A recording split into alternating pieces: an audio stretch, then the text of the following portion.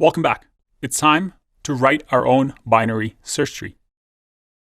And in this exercise, I'm going to challenge you to write your own before you watch my solution video. Now, keep in mind that just like with linked lists, it's going to require us to keep track of the nodes to the left and to the right of the current node. And also, we have a value associated with a node. I recommend you actually draw this out on a piece of paper to understand, because keeping everything in your head and the calculations might be a little bit difficult. But I have started you here with all the essentials you need. We've created a binary search tree class. We have a node class that we can use. We start our binary search tree with this.root of null because we don't have anything yet. But remember, we have the root, which is our topmost node, which currently is empty. We're going to initialize our binary search tree, and hopefully we're able to create two methods. One is insert and one is lookup. And our goal is to create this tree over here. 9 as the root node, then 4 and 20 as its children, and then 4 has 1 and 6 as its children, and 20 has 15 and 170 as its children.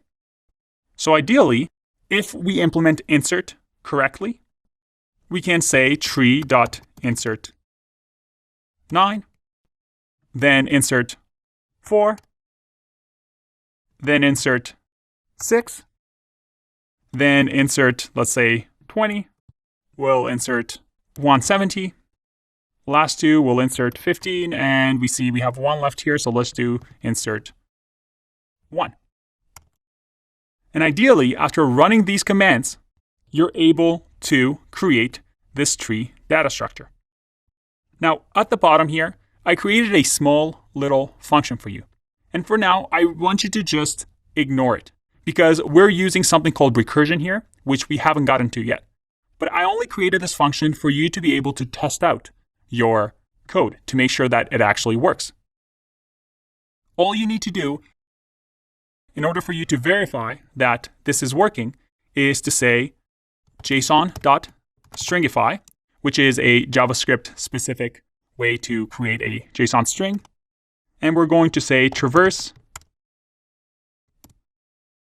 tree.root. We just give it the root node of our tree, and it's going to traverse and print out everything into a string so that you can check in the console that your tree actually is working.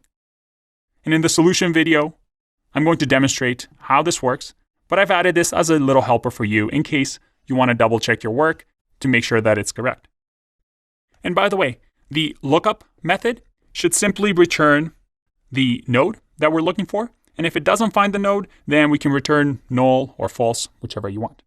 And I've added the remove method here, which we're going to talk about later because it's a little bit difficult. So for now, just worry about insert and lookup, and I'll see you in the solution video. Bye-bye.